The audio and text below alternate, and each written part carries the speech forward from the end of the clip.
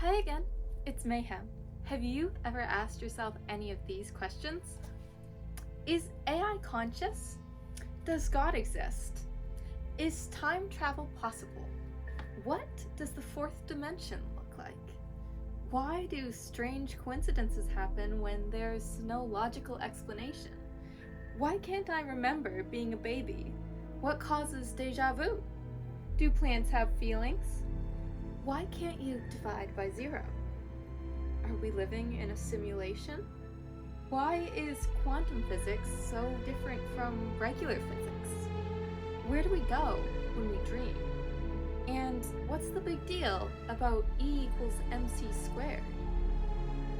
These questions may seem very different from one another, but the answers to all of them depend on understanding one main idea: the answer to this question.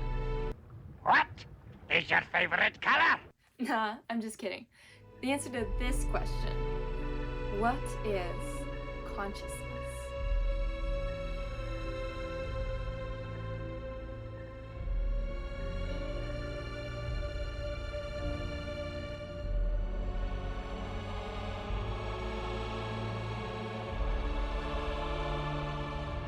This question has plagued philosophers and scientists alike since the beginnings of science and philosophy. So what makes it so hard to figure out? The fact that we are conscious, aware of our surroundings in a meaningful way, is something we take for granted so much that attempting to nail it down is an elusive chase. Our awareness is something ever present, and despite, or perhaps because of that, it is precisely the act of noticing itself that we mostly fail to notice. See, seeing awareness is a bit like trying to see air, or David Foster Wallace's famous joke about fish.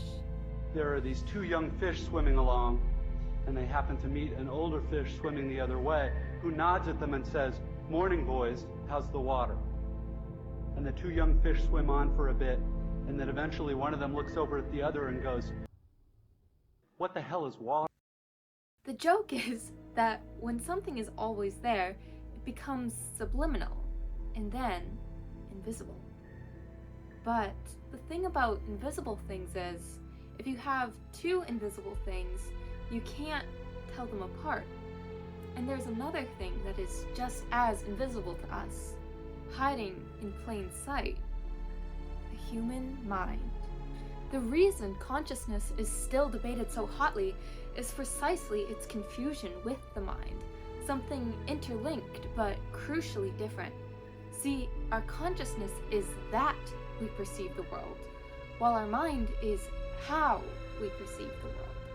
When you combine the two, you have an experience of awareness that is uniquely human. But when you tease out the influence of the human mind and look at consciousness in a vacuum, it becomes clear that it is something far more universal, deeply embedded in the fabric of what the universe is. So, while the topic of consciousness is a vast territory to explore and will be the central focus of my channel, since, as I promised at the beginning, it holds the key to answering some of humanity's most interesting questions, this video will just be focused on disentangling it from the mind. So hopefully by the end of this video, you will never again mix up one for the other. Inoculating you against this most common pitfall will help you identify and avoid it. This alone will set you leagues ahead of many so-called experts in this field.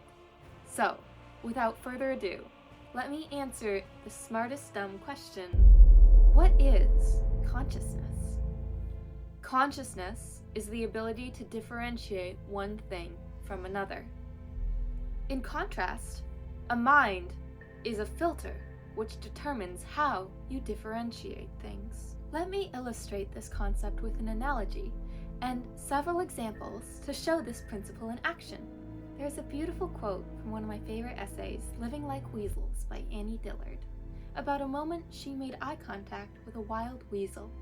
She says of the weasel, "He had two black eyes I didn't see, any more than you see a window." See, when we look through glass, our focus is not on the glass, but beyond it. When we look through our eyes, our focus is not on our eyes, but from it. My favorite analogy for explaining consciousness and minds is that consciousness is like our eyes, whereas our mind is like a pair of rose-colored glasses. Our eyes perceive our experiences, while our glasses tint it, affecting what our perception is like. Most of the time, we don't notice either when we look at the world. They become invisible, and the object of our focus fills up our imagination. But the fact that our eyes and our glasses are invisible to us does not mean they are the same thing in the slightest. We can see the differences between the two, where one ends and the other begins, much more clearly, in instances that deviate from our typical solipsistic everyday experience. So let's look at some examples and see how this principle is applied. Imagine two people with different minds and different music tastes. One is a heavy metal fan, while the other thinks it's painful to listen to. They sit next to one another and listen to a heavy metal song. While they listen, they are both using their consciousness, their ability to discern what they are hearing. But their experiences of the song will be very different, as they are filtered through their minds to create their unique experience. The song will actually sound different to one person versus the other. The metal fan will hear beautiful emotional expression, while the hater will hear grating, harsh noise. Now, a second example. Imagine two people watching a movie. One is blind and one is deaf. They both have consciousness, the ability to differentiate, but what they are differentiating is different. One hears the dialogue and score, while the other sees the actors and backdrops.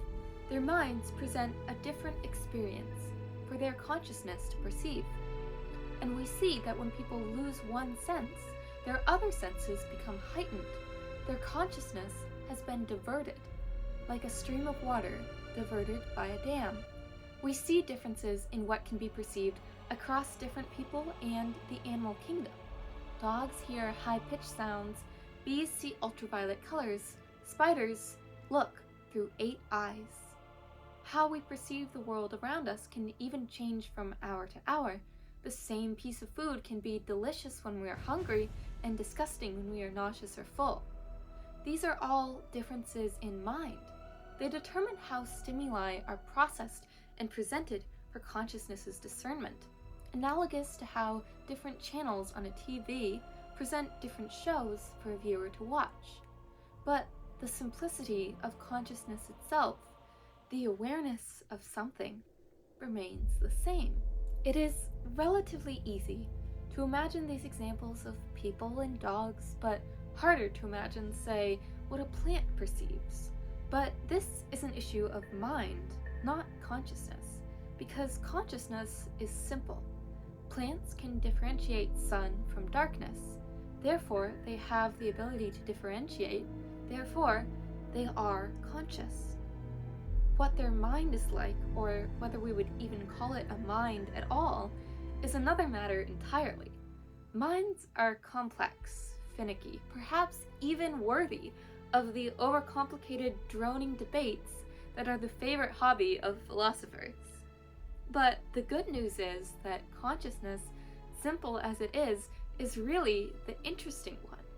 The questions I teased at the intro to this video have little to do with mind, but everything to do with consciousness.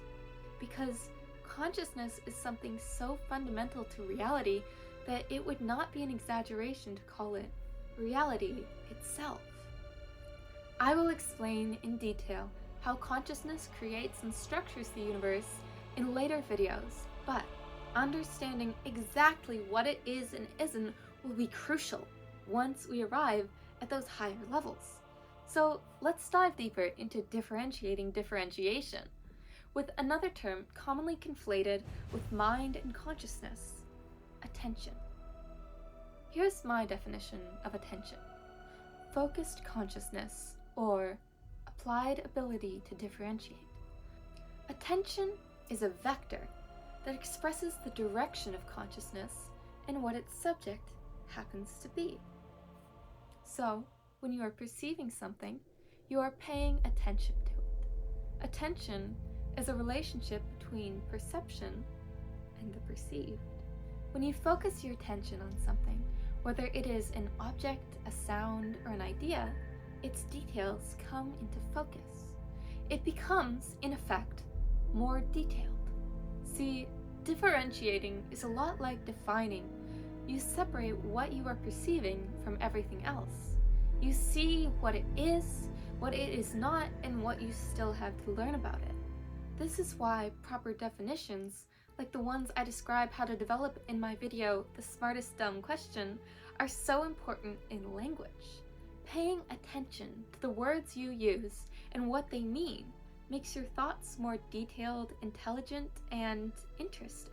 Now here is one of the places you can start to glimpse the generative, reality-bending properties of consciousness for yourself. Another aspect of this phenomenon is clearly evident in dreams, but also governs our waking world. Imagine you are dreaming and you are looking at a vase. You turn around to look at something else. When you turn back around, the vase is gone. This is because it was your attention that created the vase in the first place. Observing creates what you observe, because reality is procedurally generated by consciousness. Not just your consciousness, the entire ecosystem of consciousness, the awareness that cycles like water through every living being every moment. The thing which differentiates, creates. But that's a story for another video. I truly hope you've enjoyed my first lesson on the nature of consciousness. As always, let me know in the comments any questions you have or experiences you'd like to share. I will answer every one. Farewell for now. Love, mayhem.